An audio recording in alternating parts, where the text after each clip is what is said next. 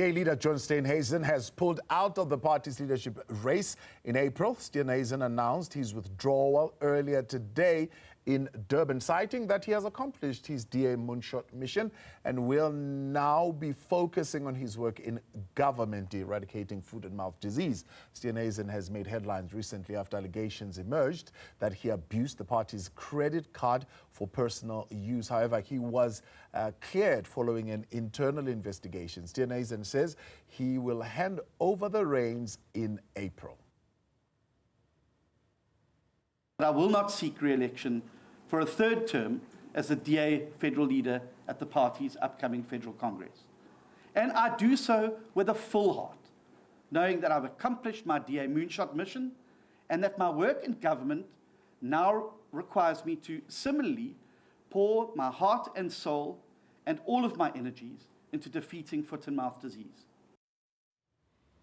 Steenhuisen says the scale of the challenges facing the country's farmers demands undivided attention and that the Democratic Alliance is now stable enough to enter its next phase under new leadership.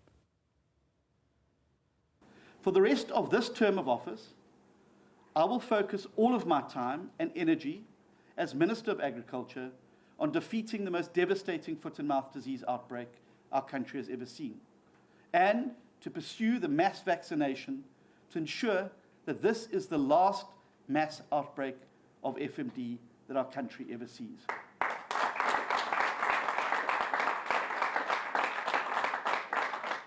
After leading the DA into the GNU, my next chapter must be to eradicate this devastating disease from our shores once and for all. And that, I'm afraid to say, is not a part-time job. Right, for further analysis on this decision made by DA leader John Steenhuisen and how this will play out both within the party, heading to Congress in April, and with the broader electorate, I'm joined now by political analyst Dr Imraan Buccus. Dr Imraan, good to have you. Thank you very much for your time this afternoon.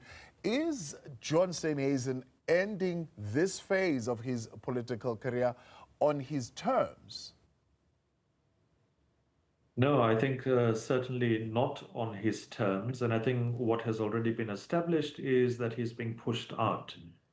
There's a whole number of factional battles that we know that are happening within the DA.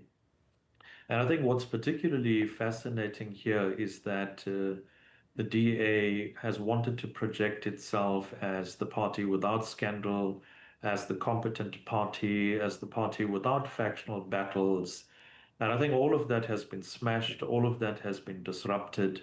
So, you know, the corruption, the factional battles, all of the other things that they claim to be has now come out in the open and has now been exposed. What has weakened his position, particularly within the party? I mean, the effect of allegations of poor financial management. How seriously does the Democratic Alliance take that? But two, the allegation that says, well, the faction that is being led by Helen Zille would have weakened his position, was not going to support him. I think, John perhaps is a nice guy, but his life and his political life has been always filled with drama. And I think that comes from, his personal life in the early part of his position in the DA. It comes from not being viewed as a leader with great gravitas. You know, the DA has moved from a party led by my money, where politically in South Africa, it would make sense to appeal to a large audience, particularly a black middle class, which has now reached between 5 and 7 million. And it has by far outweighed a black middle class. And, under John Steenhuisen's leadership, informed, of course, by Helen Zille, we haven't seen the party move at all in that direction. The Dion George dynamic, the financial impropriety, the factional battles. I think there's a whole list of things that have weakened John Steenhuisen within the party. His political legacy, I mean, what would that be for you? And he says he delivered on the Moonshot Pact when others were critics of it. So he says, well, mission accomplished. Now I go deal with foot and mouth disease. I don't know whether it's a mission accomplished. I think there was huge contribution from Helen Zille and others, but of course he was the leader. I think the other thing to consider is that power is very much located within the Federal Council.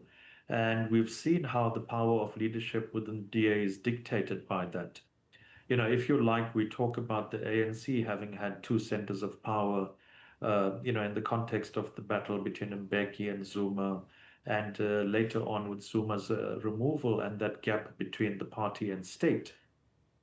But here we clearly also see that within the DA, Federal Council and the control that Helen Zille holds over not only John Steenhuisen, but most certainly will hold over the next leader of the party. Speaking of the next leader of the party, what does that mean for John Steenhuisen? He can hold on in his ministerial position until April, but do you see him remaining in that position past April? And therefore, what does then become of his position within the party? Well, within the party or as his position as Minister of Agriculture? Both. Yeah, well, quite bluntly, his talk of focus on the Ministry of Agriculture and all of the crises within the ministry is what he's going to focus on. But I think there very well is a chance that the DA will ask the president to remove him and replace him with another candidate like we saw in the past with the other members of the DA.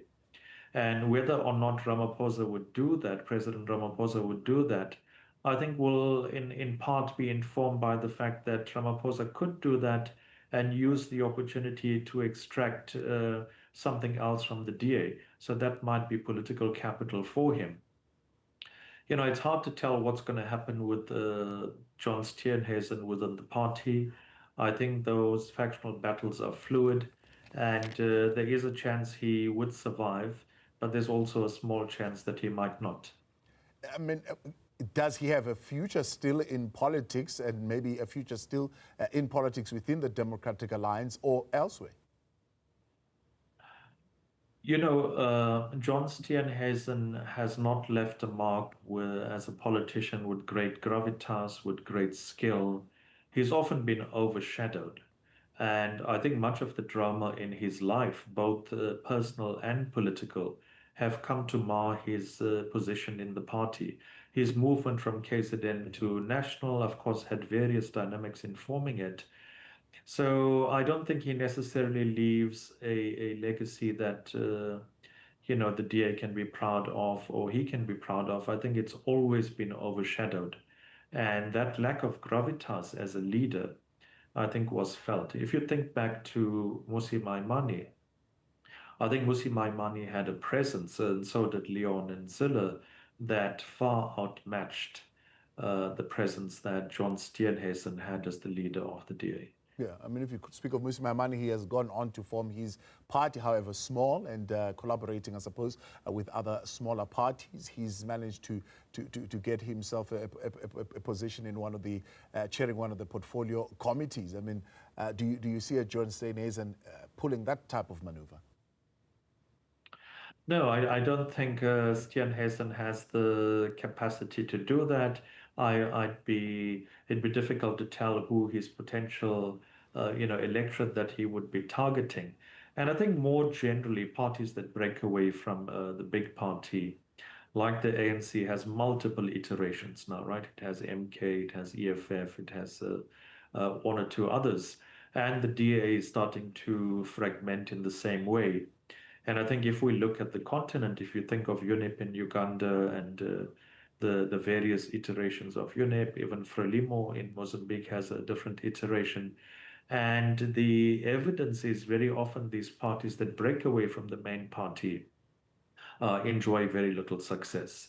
And I wouldn't imagine that even if John Steenhuisen had an iteration of the DA, that he would be successful at all. The Helen Zille factor, I mean, there are some who are saying she is now backing the one who would be a fast riser, Jordan Hill-Lewis, to lead the party. Let's talk about that factor and how still pretty much entrenched within the party is the Helen Zille factor. Yeah, I think so. What I referenced earlier, the power that the Federal Council has, the two centers of power within the DA perhaps. And I think, for me, there's a huge limitation in that. the DA, if it doesn't change its electoral strategy, if it doesn't focus on, the large electorate, the black middle class electorate, the growing electorate of which is currently 5 to 7 million, and if it continues to have this insular positioning, which it often denies in terms of the electorate it aims to reach, I can't see the DA moving beyond that 20 to 25% party it is. It's likely to stay there. It probably will consolidate that electorate it has. But that policy position, that ideological position, is being driven by someone like Helen Zille. And I would perhaps suggest provocatively that, the DA has very little prospect of becoming a party to be reckoned with if it has a leader like Helen Zille. Dr. Imraan Buccus, appreciate your time, a political analyst there. On John Steenhuisen announcement earlier on, he will not be raising his hand for a third term in leadership within the organization. All right.